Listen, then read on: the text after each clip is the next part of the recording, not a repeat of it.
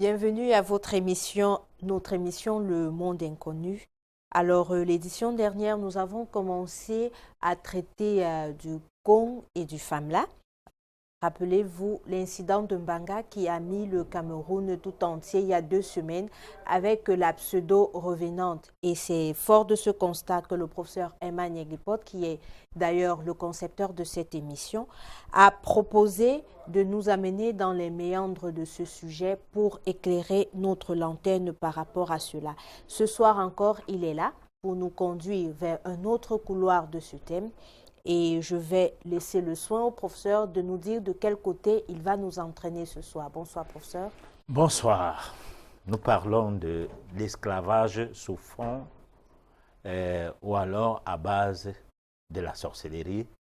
Et on chevauchera, du moins parlant du grand thème, le con et le femme-là, on va chevaucher sur des sous-thèmes. On a commencé avec le cannibalisme. Oui. Alors ce soir, nous allons parler de l'esclavage occulte pour essayer de voir est-ce que des cas comme celui de Mbanga existent vraiment. Bon, mais c'est atypique, ça va venir dans les questions, Oui. s'il en est le cas. Mais sinon, nous essayons d'éclairer la lanterne des téléspectateurs qui seraient dans la soif de savoir comment existerait ce genre de choses, ce genre de phénomènes, et pour qu'on voit si c'est vrai ou c'est pas vrai. Voilà, donc en passant quoi. D'accord. Alors, c'est près d'une heure, 52 minutes avec vous, mais c'est aussi une chronique que nous vous donnons ce soir, que nous vous proposons ce soir sur le thème l'esclavage occulte, une page sur la réflexion et bien sûr la page qui vous permet de participer à l'émission via les messages que vous pouvez nous envoyer à travers les numéros qui vont s'afficher sur le bas de votre petit écran. Alors moi, ce que je vous propose, c'est de bien vous asseoir. Nous allons commencer notre aventure avec la chronique de ce soir.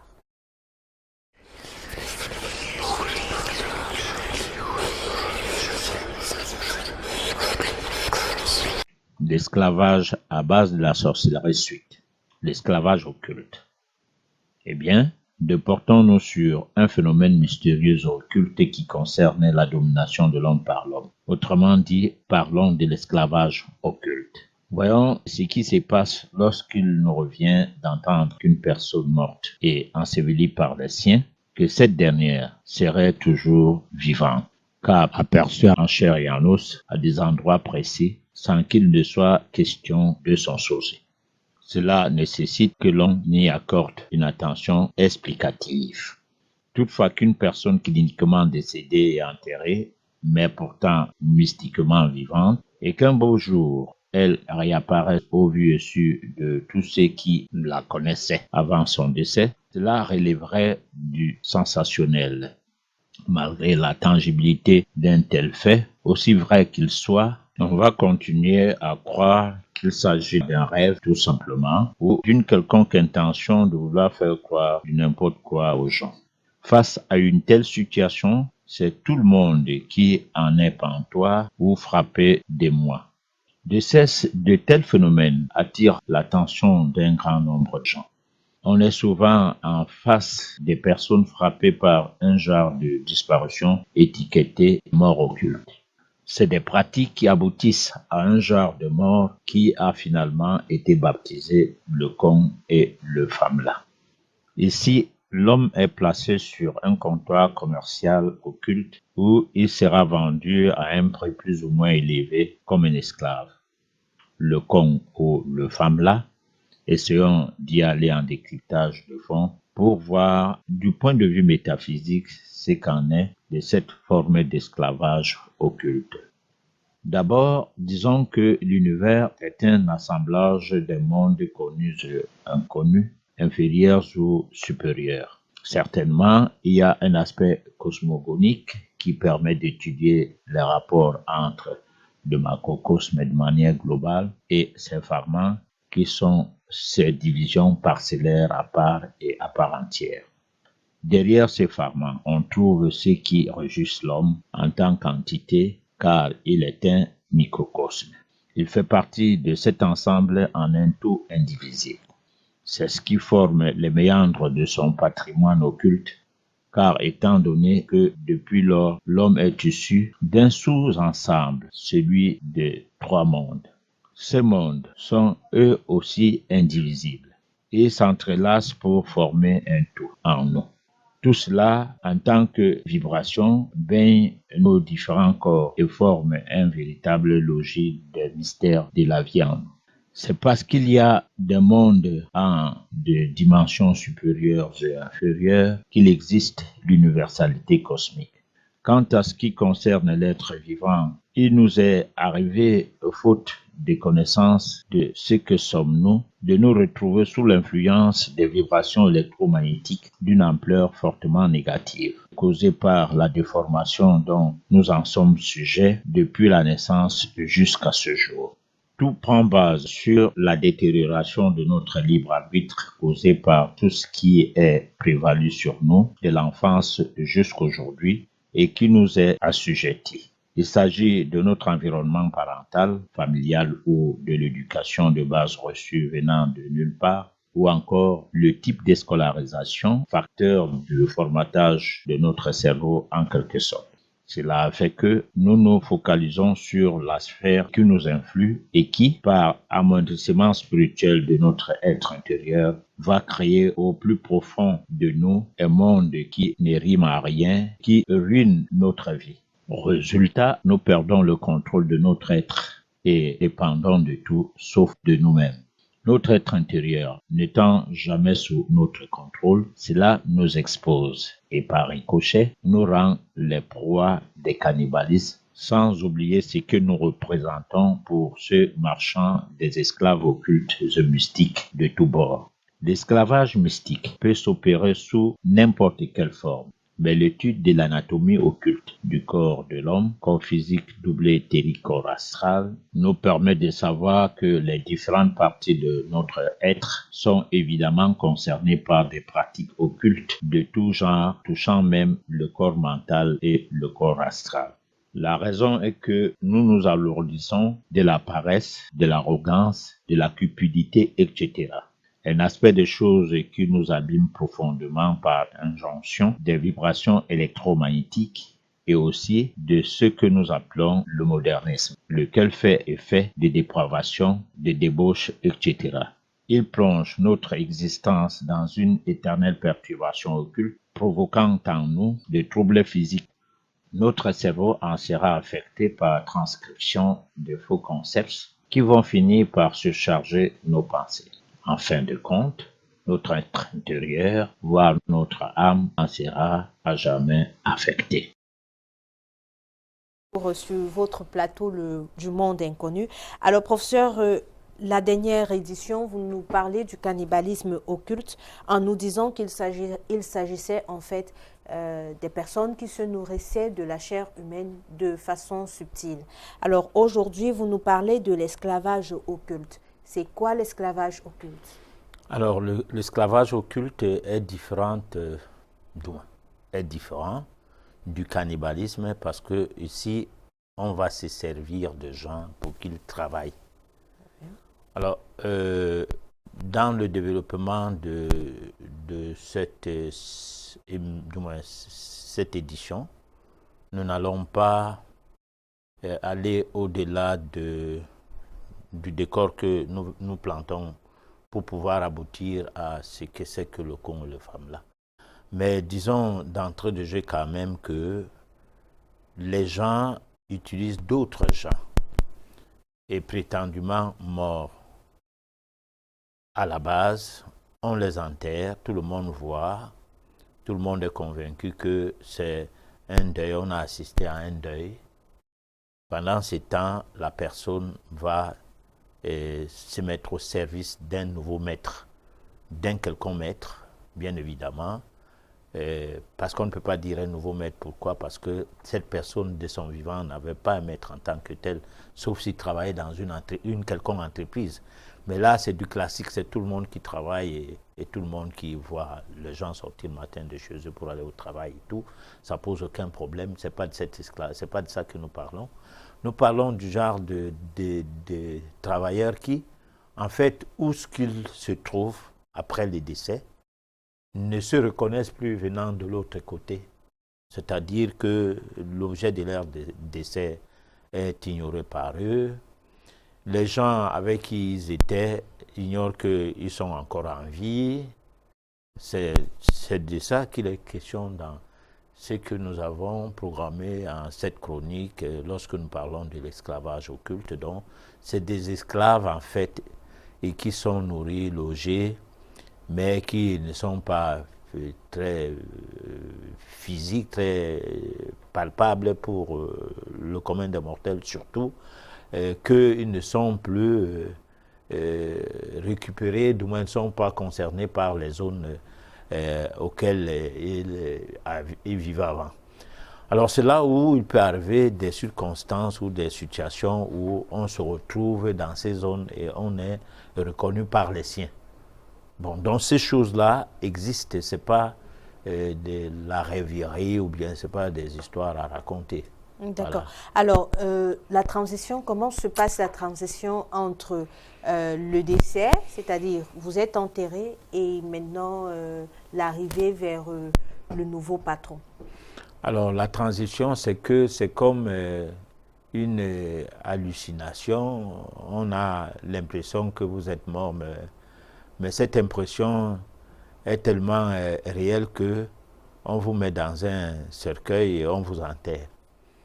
Et puis, on va venir vous chercher et avec le nouveau patron et parfois le commanditaire, si c'est des gens complices, parce qu'il peut arriver que vous soyez vendu, mais sans que le commanditaire ne soit complice de tout le sillage et il vous est vendu un point trait.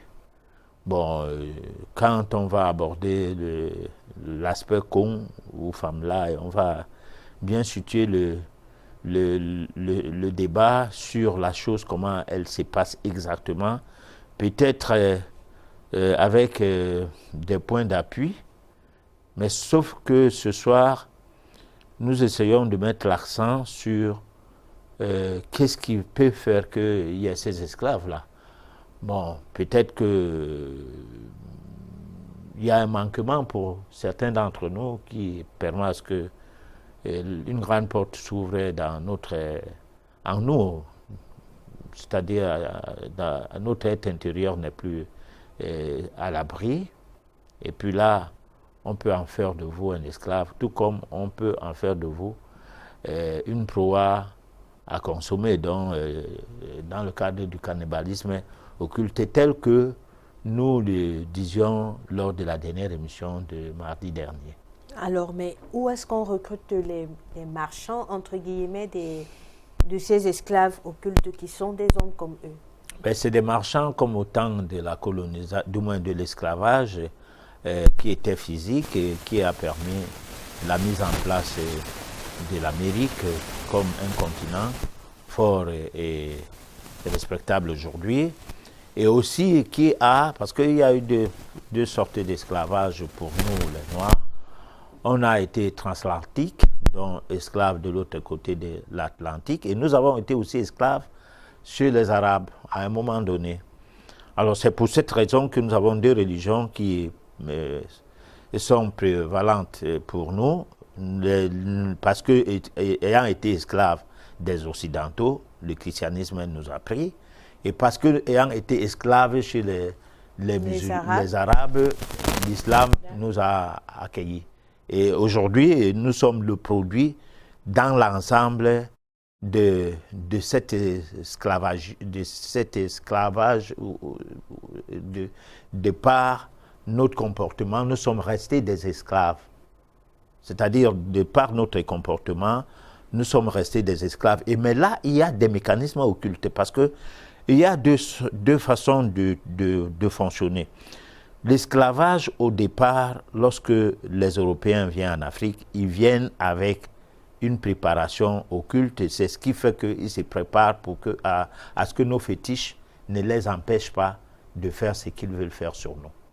Et c'est ce qui fait que, par exemple, pendant la période de la colonisation, on prépare le terrain en nous amenant à croire en Dieu. Bon, et en nous disant que il vaut mieux un chameau passer par le trou de l'aiguille qu'un riche arrivé au ciel.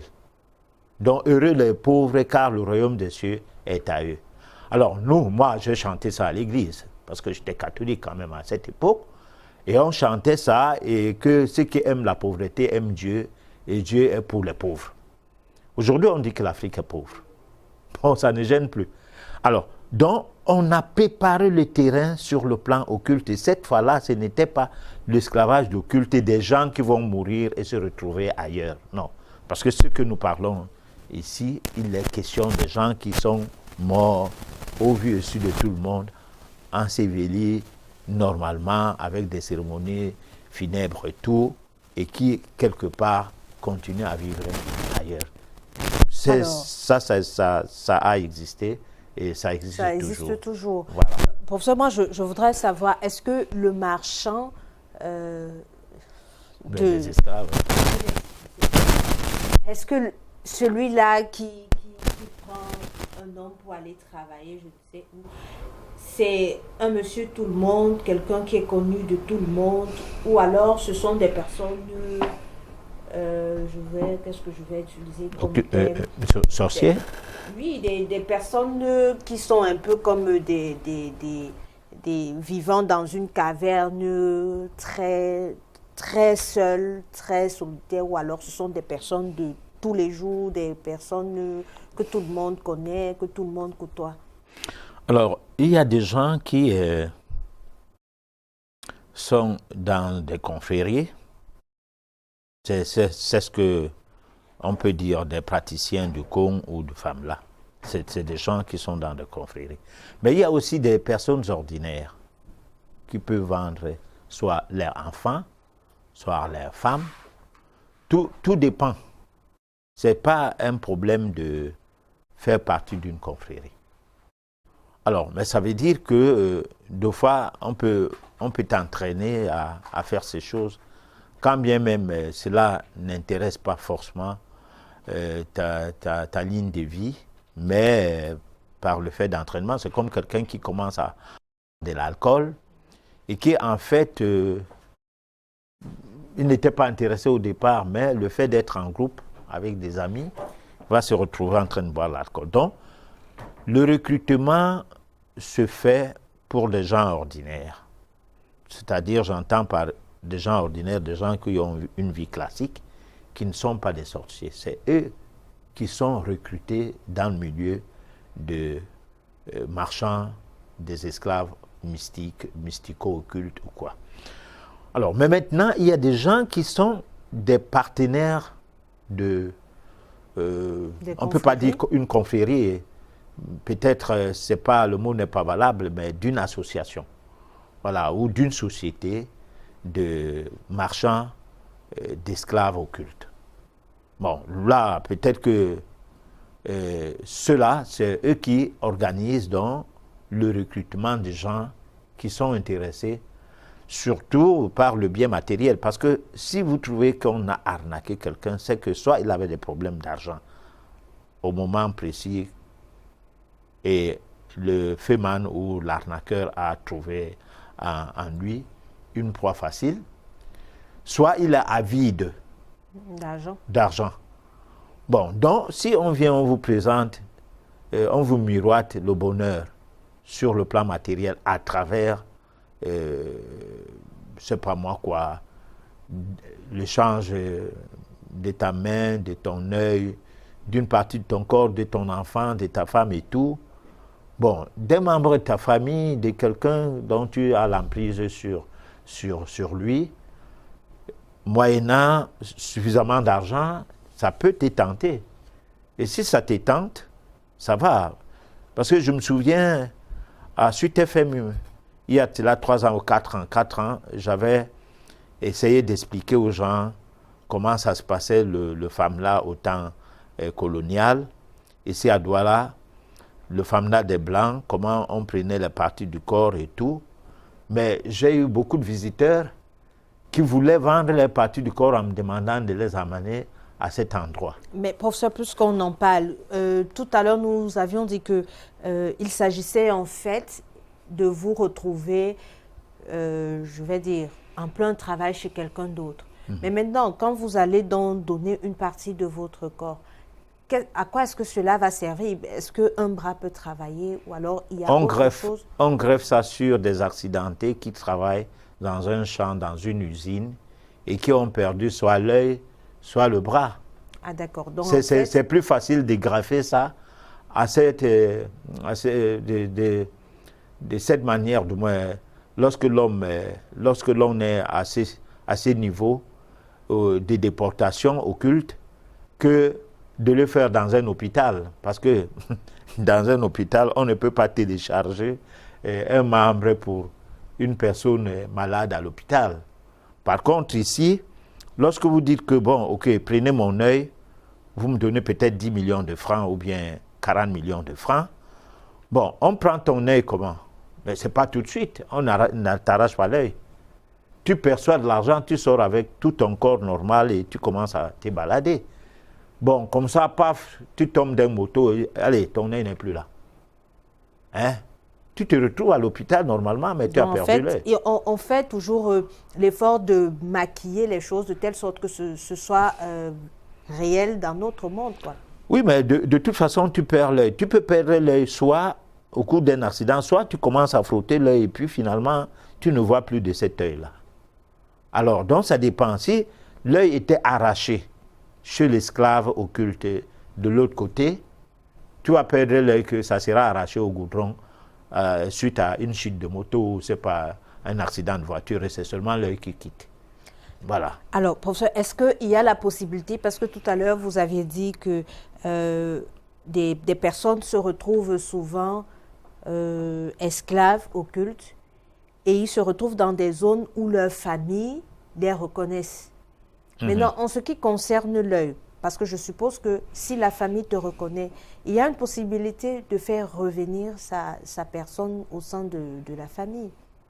Ouais, on va voir ça. L'émission sera trop sucrée. Quand on va commencer à citer du moins des exemples, mais disons que le cas de Mbanga peut-être était une rigolade ou quoi, c'est pas moi, mais le Poste national de notre pays a fait tout un reportage sur ça. Oui. Moi, j'ai copié de ce qui a été du moins audio. Alors, de l'audio de ça, donc, avec le nom de la personne qui a été chargée de faire ces reportages. Bon, maintenant, est-ce que c'était un cas vrai ou pas? Il y a trop d'histoires qui se disent autour de ça. Mais ce qui, moi, je confirme, c'est qu'il existait des cas pareils. C'est-à-dire que on peut se retrouver avec un marchand d'habits, comme il en a eu un cas, qui était supposé être un nordiste et qui avait des habits, des pains à la tête. À l'époque, les pains étaient de moins en moins le wax et tous ces marques de pains qui viennent d'ailleurs souvent et qui ne sont pas locaux, local. Un pain ou une pain, je ne sais pas. Bon, alors c'est le français. Ce n'est pas ce qui nous intéresse. Bon, mais ces pains-là, venant d'ailleurs, étaient portés par des individus qui, quelque part, étaient des messieurs vendus pour faire ce travail. Alors, c'est comme ça qu'un certain monsieur se retrouve un jour à Douala. Tout le monde qui achète les pains de ces messieurs savent que c'est un nordiste. Malheureusement, il est entré dans une maison et voit sa photo lui-même en vendant son pain. Et alors, ça attire l'attention parce qu'il observe sa photo. Les gens observent que, mais attends, mais c'est quelqu'un d'un autre. Mais qu'est-ce qui s'est passé? On n'a pas pu le retenir, il est sorti en courant. En courant. Bon. Alors, et puis il n'est plus jamais passé par là. Du tout, il ne passait même plus. Moi, c'est pas, on le voyait pladois là. Donc, il existe des cas qui confirment que ce genre de marchands occultes ont de la marchandise occulte des êtres humains D'accord. Alors, professeur, dans votre chronique que vous nous avez proposée tout à l'heure, vous faites état de la détérioration, voilà, j'y arrive, de notre libre arbitre, qui serait l'une des causes pour lesquelles on serait des potentiels proies de ces marchands.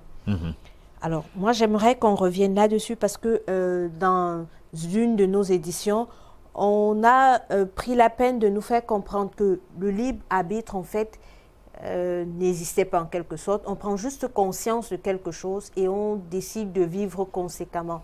Alors, de quoi en est-il réellement ici? Alors, le libre arbitre existe sur le plan métaphysique. Dans le sens que l'enfant qui vient dans une famille a choisi le père et la mère. Et parce que sa mission doit s'accomplir de cette manière-là, se retrouve soit noir, soit blanc, soit je ne sais pas quoi. Mais sur le plan physique, le libre arbitre n'existe pas. L'environnement dans lequel on est vous donne une orientation telle que vous ne pouvez pas prendre des décisions par vous-même comme il se doit.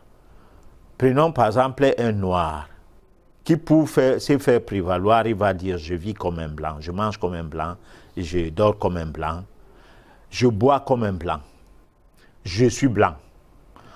Et aucun blanc ne dira jamais je vis comme un noir, je mange comme un noir et tout, sauf s'il s'est marié d'une femme noire, d'une fille noire, et qu'il veut chérir sa fille. Sa femme, quoi. Oui, sa femme, je vais dire, son épouse. Mais intrinsèquement, le noir est une race inférieure à côté du blanc. C'est ce qu'on nous a mis dans la tête. Et c'est cette situation qui fait que je me porte en faux qu'on me dise que le noir a un libre arbitre, alors qu'on le traite de quelqu'un qui ne réfléchit pas et ça ne lui dit rien. Bon.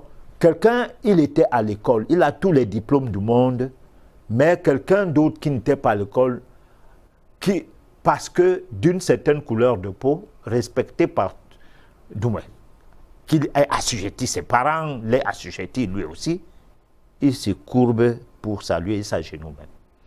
Alors, est-ce que la personne l'a fait ces gestes-là librement? Est-ce qu'il a le choix? C'est la question. Nous voyons ça dans le monde politique, nous voyons ça dans le monde économique, nous sommes obligés de faire la volonté des autres. Et comment dit-on qu'on a le libre arbitre? Alors là, il y a ça. Et il y a aussi que le fait qu'on ait été à l'école, qu'on nous ait dit 1 plus 1 égale 2, et que ce formatage-là est pesé en nous sans que nous ayons envie de comprendre, mais plutôt d'apprendre. Et qu'en tant que comprenant, et non, apprenant, non comprenant, nous sommes restés dans ce registre des cahiers de cours à réciter les mêmes choses tout le long de notre vie sans que nous nous portions en faux par rapport à certaines choses. Parce que nous aussi, on a réfléchi sur ces choses.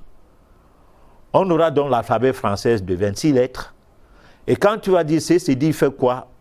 On va te dire, mais c'est C quand même, même si ça a la queue. Et on verra donc W, qui est une lettre à part. Lui, alors là, c'est 2 V. Donc, un V collé à l'autre, c'est comme aussi c'est ayant un symbole. Tout ça, ça demande à ce que l'Africain se réveille. Parce que c'est ce réveil-là qui va faire à ce que l'Afrique ait son identité, retrouve son côté identitaire. Et là, le libre arbitre sera donc possible. Parce que si vous êtes identitairement diminué, comment on peut dire que vous avez le libre arbitre? Ça, il faut aller dire ça aux prêtres, qui défendent une hégémonie qui est celle qui les permet de gagner leur pain quotidien. Mais en réalité, il n'y a pas de libre arbitre. Lorsque tu n'as pas choisi des noms, tu n'as pas choisi des races, tu n'as pas choisi la manière dont tu dois être scolarisé, tu n'as pas choisi les médicaments, on te les impose, tu n'as pas choisi les vaccins, tu ne sais même pas qu'est-ce que c'est, et tu les prends. Tout ça, on n'est pas libre.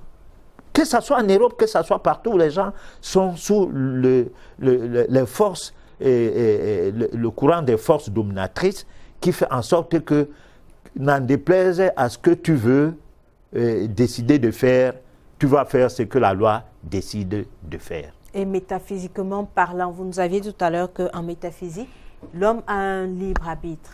Est-ce que c'est de ça qu'il s'agit dans la corrélation entre la détérioration du libre arbitre et l'esclavage occulte, les proies, les proies potentielles que nous pouvons être pour être des esclaves?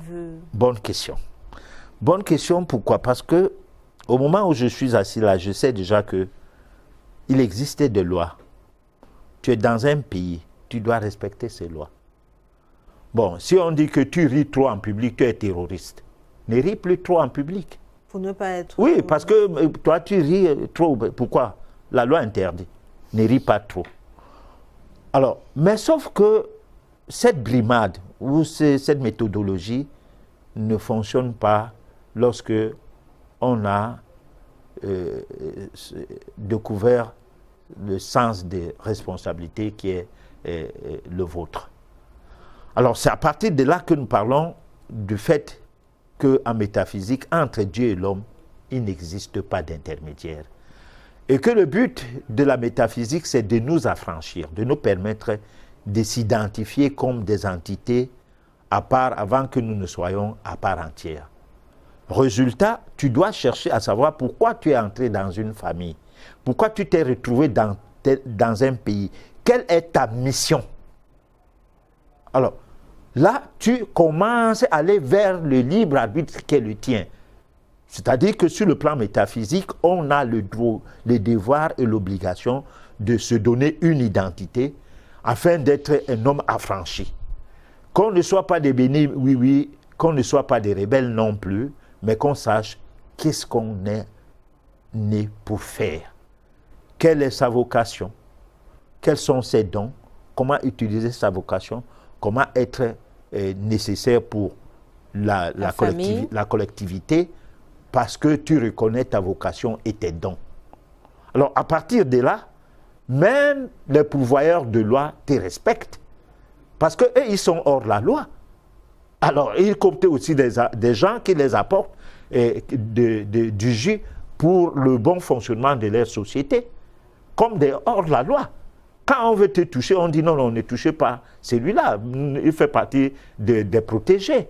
Parce que l'humilité, c'est quoi? Bon, mais il y a l'humilité lorsque tu es député. Mais tu peux aussi avoir de l'humilité parce que tu es métaphysicien, en étant nécessaire pour ta collectivité.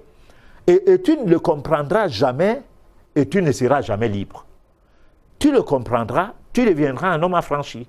Donc, moi, j'ai l'impression de ne pas avoir bien compris. Donc, ça veut dire que le seul fait de savoir pourquoi je suis né dans cette famille et ce que je suis venu faire, ma mission sur la terre, me protège déjà d'être éventuellement un esclave ou une esclave occulte. Oui, là, je dis d'emblée oui.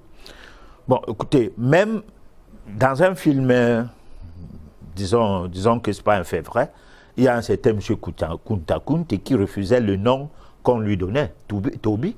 Oui. Bon, alors, du fait qu'il restait avec le nom de ses ancêtres, même étant esclave, il n'était pas esclave. Parce que Jean-Baptiste, dans la Bible, moi je ne suis pas chrétien, mais un homme cultivé doit considérer tout ce qui enseigne, tout ce qui éduque et tout ce qui apporte la morale. Alors, il disait, le roi va couper ma tête, mais il ne va pas me tuer. Oui. C'est simple. Ça se comprend. Donc, Kunta Kinte était un esclave, mais il ne l'était pas comme les autres esclaves. Bon, parce que, peut-être qu'avec ta permission, on va commenter ça avec la réflexion de tout à l'heure. Si l'Africain s'approprie de son identité, ses ressources traditionnelles peuvent lui permettre de vaincre n'importe quelle situation. Le cas de Haïti, bon, qui s'est fondé sur la base du vaudou, très loin de l'Afrique, ils en ont fait un État en mettant à la touche les esclavagistes. D'accord. Voilà. Alors, puisqu'on en parle, on va proposer à nos téléspectateurs la réflexion de ce soir qui, effectivement, va aborder le sujet sur le retour vers nos cultures africaines. Nous revenons juste après cet élément. Il est très important que les gens prennent conscience du fait que, avant 1820, pour chaque Européen qui traversait l'Atlantique, il y avait environ 4 Africains. Ça, je pense que les gens l'ignorent. L'histoire des Amériques est surtout relatée comme étant celle d'une implantation européenne. À la fin du XVIIIe siècle, Africains et Noirs créoles forment l'écrasante majorité de la population du Brésil, du Venezuela et des Caraïbes. Un botaniste français en séjour à Rio dépeint dans ses aquarelles cette société où les Africains sont omniprésents. Cette masse d'esclaves nourrit chez les Blancs la peur du complot, de l'empoisonnement et du meurtre. Les Blancs sont partout ultra minoritaires. Les esclaves sont là, ils sont dans leur cuisine, ils sont dans leur chambre à coucher, ils sont dans leur champ, ils sont partout, ils sont la majorité. Et donc, il y a cette peur perpétuelle qu'ils vont se mobiliser, se mettre ensemble pour tuer les Blancs. 1791. Dans ce continent noir au cœur du Nouveau Monde, ce que les Blancs redoutaient le plus est en train de se produire, un soulèvement mobilisant la totalité des esclaves. Saint-Domingue devient une véritable poudrière. L'île est prête à s'embraser et à faire exploser tout le système esclavagiste des Amériques jusqu'en Europe.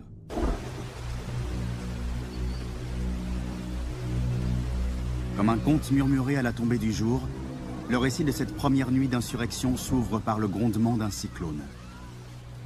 Tout débute la nuit du 22 août 1791, quand les esclaves se réunissent à Bois-Caïman pour écouter les incantations d'une prêtresse vaudou et planifier une insurrection. Cette date marque le départ du vent révolutionnaire qui balaya tout le système de plantation.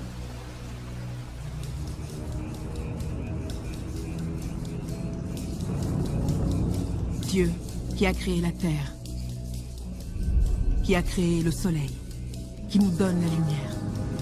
Dieu qui détient les océans, qui assure le rugissement du tonnerre. Dieu qui a des oreilles pour entendre, toi qui es caché dans les nuages, qui nous montre d'où nous sommes. Tu vois que le blanc nous a fait souffrir. Le Dieu de l'homme blanc lui demande de commettre des crimes, mais le Dieu à l'intérieur de nous veut que nous fassions le bien. Notre Dieu, qui est si bon, si juste, nous ordonne de nous venger de nos torts. C'est lui qui dirigera nos armes et nous apportera la victoire. C'est lui qui va nous aider. Nous devrions tous rejeter l'image du Dieu de l'homme blanc qui est si impitoyable. Écoutez la voix de la liberté qui chante dans tous nos cœurs.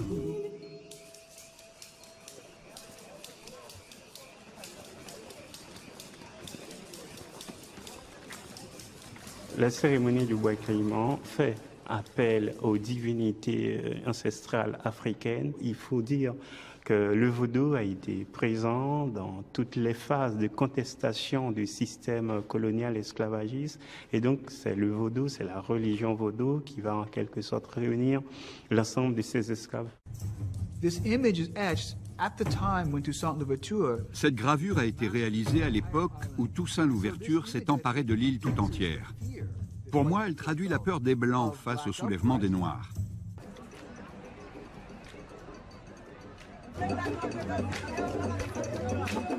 Aucune nation européenne ne parvient à reconquérir l'île. En 1804, sur les cendres de Saint-Domingue, naît la première république noire de l'histoire, Haïti. La victoire de ces esclaves fait résonner le mot liberté à travers le monde et avec elle se diffuse la peur d'une contagion révolutionnaire à toutes les plantations.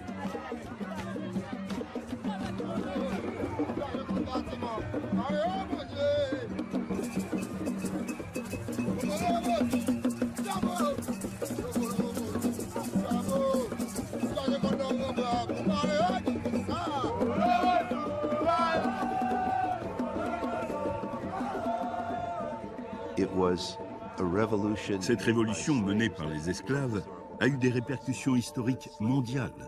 La révolution des esclaves à Saint-Domingue a détruit la colonie la plus rentable au monde.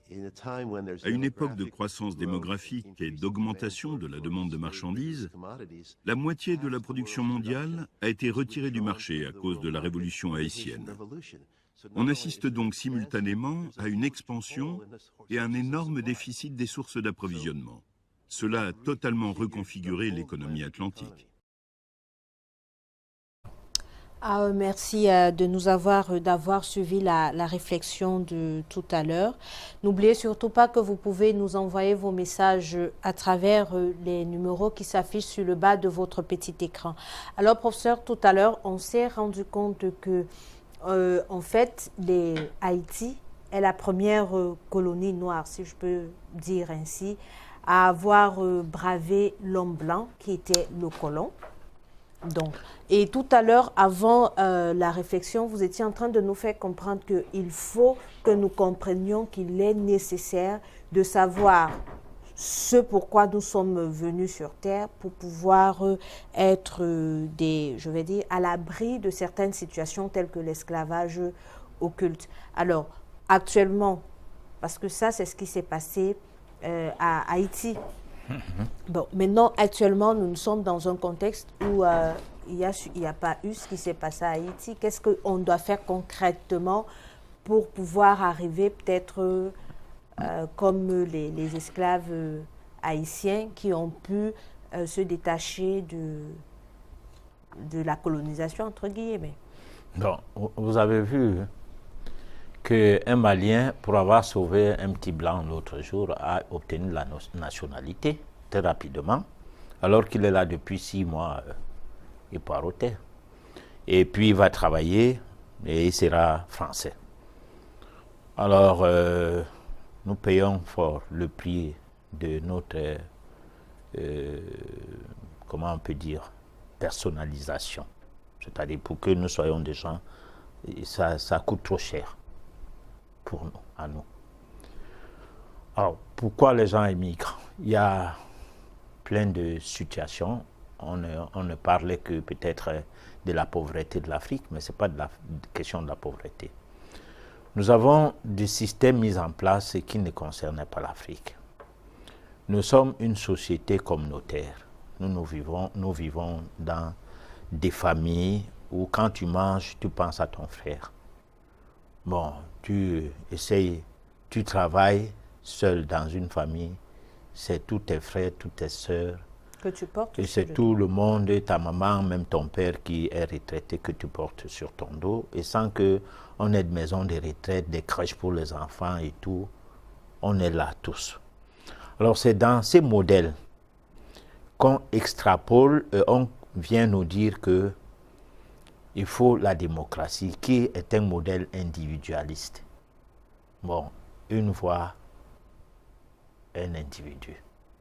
Bon, ça veut dire donc que la minorité peut régner sur la majorité. La majorité, tout à fait. Alors, et on va appeler ça la démocratie. Donc, ça veut dire que la minorité, finalement, qui est un petit groupuscule d'Européens, des Occidentaux, ont eu le toupet ou l'arrogance de vouloir gérer le monde entier, c'est-à-dire la Russie, l'Afrique, la Chine, tous les pays du monde.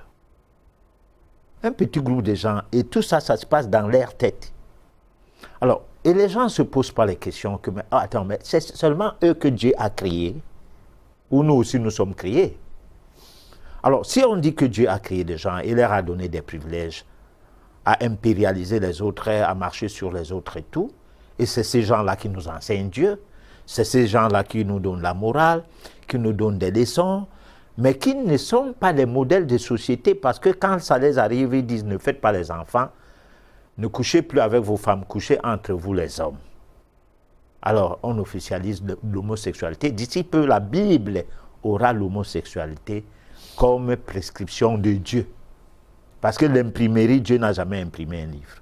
C'est eux qui impriment leurs choses et c'est eux qui font des scénarios.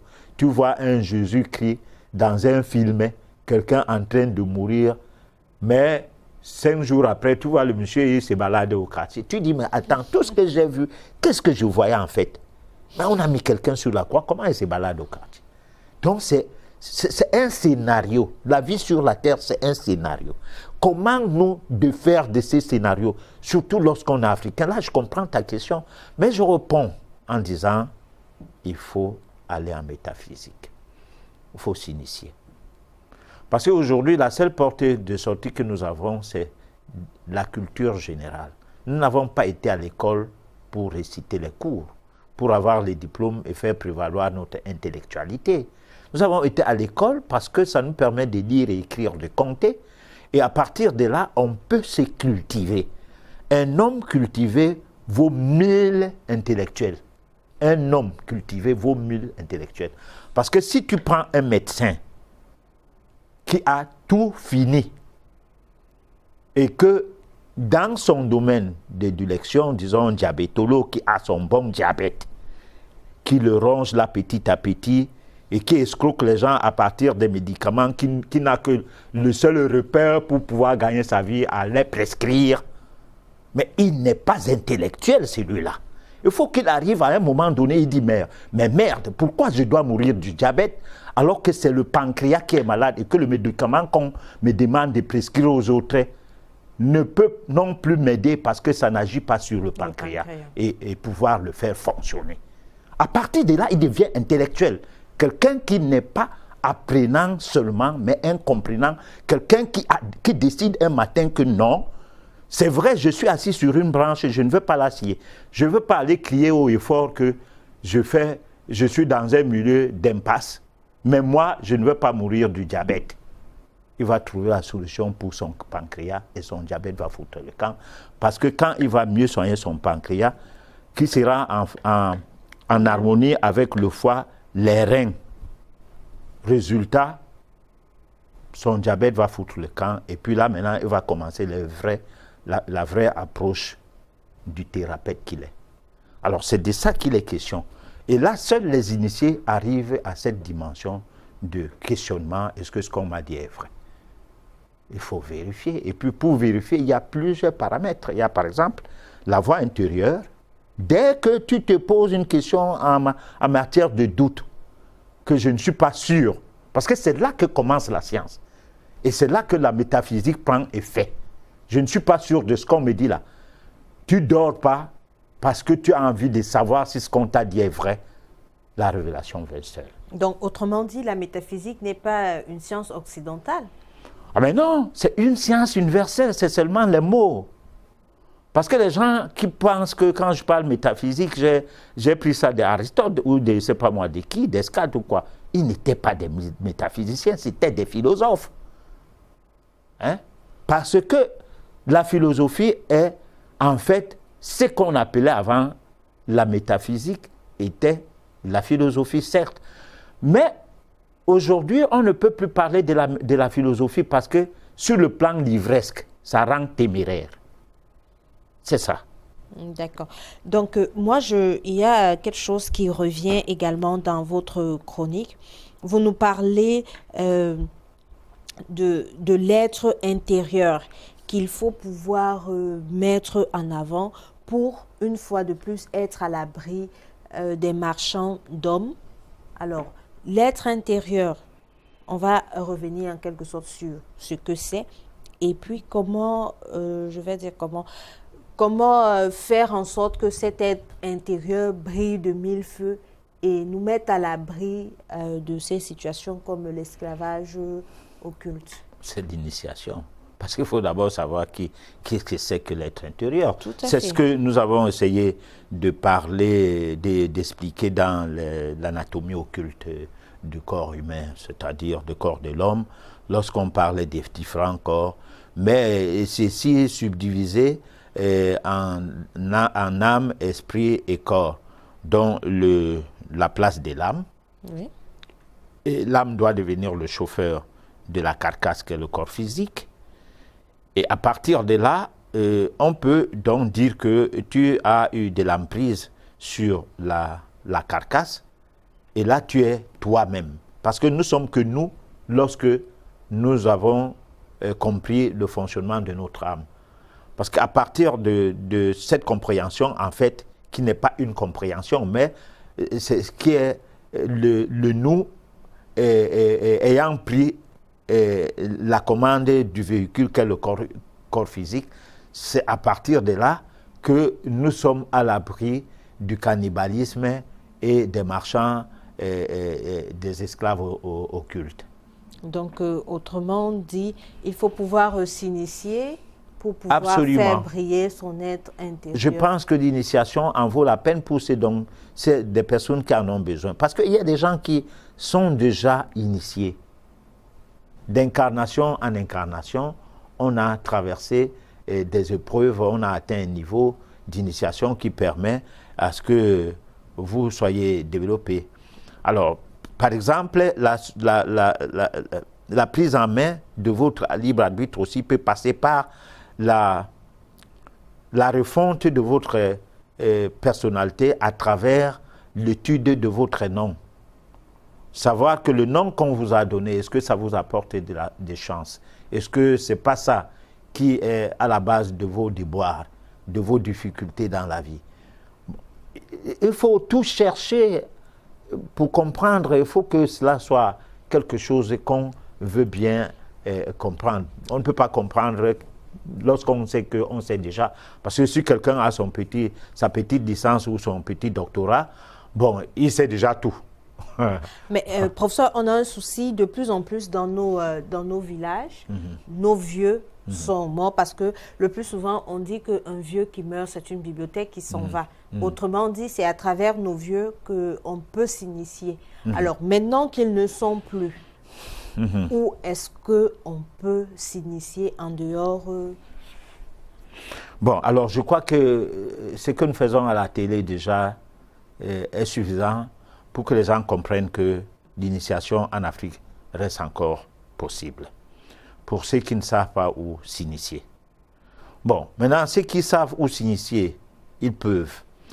Parce qu'il y a pas que les vieux, il y a aussi des enfants qui, parce que étant d'une vieille incarnation, dès son jeune âge, peut avoir des messages à apporter aux jeunes dans sa communauté. Il peut donc être l'héritier de quelque chose de longtemps pratiqué dans cette communauté-là. Donc, on doit toujours aller vers des gens qui ont des idées qui portent. Parce que le développement personnel et qui se passe là maintenant veut remplacer ce que l'Église a perdu. Donc, les clients de l'Église, ils veulent les récupérer. On vous raconte une histoire comme si le cœur, le cerveau et tout cela pouvait agir. Non. L'initiation, c'est l'initiation. Le développement personnel, c'est des cours psychologiques. Ce n'est pas de ça qu'il est question. Alors donc, on doit s'initier. Et pour s'initier, on doit aller vers la recherche de l'école initiatique qu'il vous faut. Là, je ne viens pas à cette antenne au cours d'une édition. Je dis, bon voilà, la bonne soupe par ici, venez. Non, ce n'est pas de ça qu'il est question. Il est question que les gens s'initient. Alors maintenant, si on me pose la question où, bon, je ne sais pas où dire. Mais il faut chercher. Oui, il faut chercher. Moi, je sais que celui qui cherche trouve. Si hors antenne encore on m'agace, je peux, si je sais, bon, je vais dire. Il n'y a pas un problème. Mais la conclusion, c'est que apparemment, vous pourriez. Donc, on va rapidement prendre les messages de nos téléspectateurs. Est-ce que il est possible de vendre quelqu'un sans toutefois être parenté à cette personne? Mais oui. Par exemple, on vend sa femme, on est parenté de sa femme. Mais c'est sa femme. mais c'est sa femme. Mais attendez, c'est l'enfant d'autrui. Bon, c'est vrai que vous avez un lien, une alliance, et vous mettez votre femme à l'abri de ce que vous faites.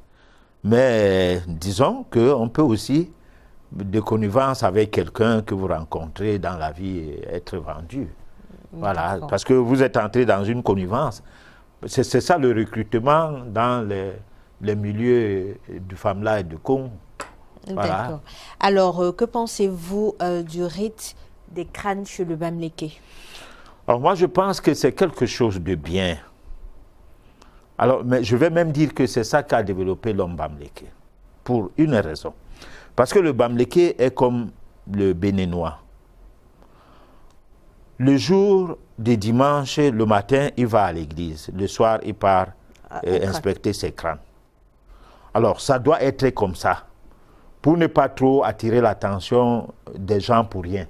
Parce que même les prêtres bamliqués reconnaissent la valeur de leur crâne. Il n'y a que les prêtres Bassa et autres qui insultaient ça.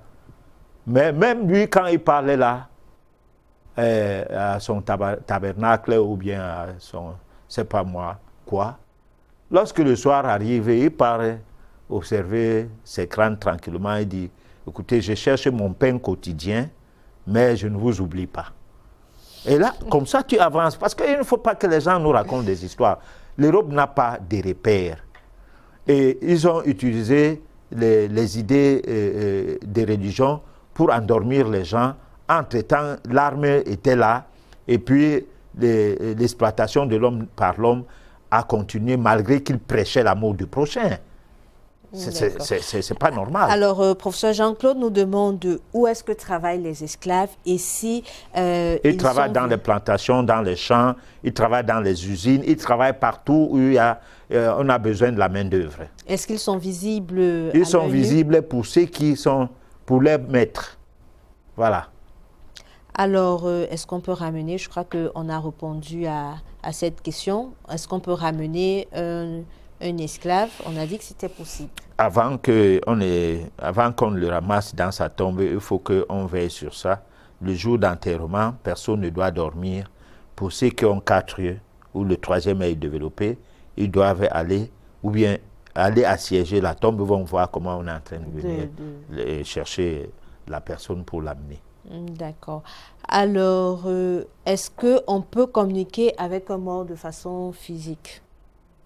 Mais si la personne qui se détache de son milieu d'esclavage, comme je parlais tout à l'heure de quelqu'un qui était douala, mais qui vendait les tissus, tout le monde le prenait pour nordiste, mais il parlait avec des gens. Hein? Ça dépend, quand tu es esclave occulte, ça dépend de ton métier. Il y a des métiers où tu travailles, personne ne te voit. Il y a d'autres métiers que tu es dans le marché avec des gens. Alors, comment est-ce qu'on reconnaît qu'une personne a été vendue, un esclave a été vendu? Alors, si vous rencontrez quelqu'un dans son commerce et qui ne discute pas trop, qui ne fait pas trop de bruit, il fait son prix, et qui est à même de marcher à pied, comme d'ici Edé, à 60 km à pied et tout, sachez que la personne là n'est pas normale. Ah non, parce qu'un être normal ne pourrait pas faire il va prendre au moins la moto. D'accord, je crois que le message est passé. Alors là, c'est une méthode simple, quoi. Il peut y avoir d'autres possibilités, mais ce n'est pas tout ce qu'il faut dire qu'on dit à l'antenne. Hein. Alors, quelle différence faites-vous entre l'âme et l'esprit? Il y a une différence d'esprit et l'esprit, l'âme et l'âme, mais tout cela, le corps, l'esprit et l'âme font un. C'est ce qui est important. C'est pas la peine de commencer avec un cours de ce que c'est que l'âme et l'esprit là maintenant. Nous avons déjà expliqué ça plusieurs fois, mais nous pensons que nous y reviendrons le moment opportun. D'accord. Alors, puisqu'on parle de corps, esprit et âme, toujours, juste pour revenir encore dans notre chronique, vous aviez fait allusion juste à la fin, vous avez fait une relation entre l'être intérieur et notre âme. Donc, c'est-à-dire qu'une fois que je développe mon être intérieur, je développe par ricochet l'âme qui est... Mais c'est l'âme qu'on développe, c'est ça l'être intérieur en fait. D'accord. Donc, être intérieur, c'est aussi égal à l'âme. Ouais. D'accord. C'est ça. Alors, moi j'ai encore une toute petite question. Quand on a la possibilité, parce que tout à l'heure vous aviez dit qu'il y avait des personnes au temps de la colonisation, des Africains qui étaient des esclaves occultes, qui allaient travailler sûrement chez le blanc. Alors, dans ce cas, est-ce qu'il y a la possibilité, peut-être au bout de 3-4 ans, il y a la possibilité que la famille du défunt, au bout de 4 ans, c'est-à-dire juste après la mort, 4 ans après la mort, puisse faire revenir celui-là qui travaille en Europe vers son pays d'origine et même sa famille? C'est impossible. Mais la personne peut se retrouver au Cameroun. Nous allons aborder ce problème parce qu'on va entrer en plein dans le FAMLA et le CON et la prochaine édition. Oui. Et nous allons essayer d'épiloguer dans tous les sens pour voir comment, à la fin de l'esclavage qui avait été combattu par les Européens eux-mêmes en disant qu'on doit arrêter avec l'esclavage, est arrivé l'esclavage occulte qui a encore déporté les gens pour aller travailler dans les usines en Europe. Et certaines personnes-là, d'aucunes sont arrivées à revenir au Cameroun. Par exemple, le cas d'un Douala qui se retrouve à Bali, mais n'étant plus une personne totalement normale. Et bon, donc on va essayer de voir ça de fond en comble. Comme nous sommes à la fin de cette édition, et nous allons nous préparer pour la prochaine édition afin de mieux expliquer ce que c'est. D'accord. Alors, je suppose que c'était là votre mot de fin? Oui, oui, bien évidemment. D'accord. Alors, chers téléspectateurs, nous avons été ravis de vous avoir ce soir. Merci de nous avoir prêté votre attention. Donnons-nous rendez-vous mardi prochain lorsqu'il sera 23h sur votre chaîne Canal 2. N'oubliez surtout pas, vous aviez la possibilité de regarder à nouveau votre émission sur YouTube. Et là, vous aviez également la possibilité de faire des commentaires et des suggestions. Alors, bonsoir à vous.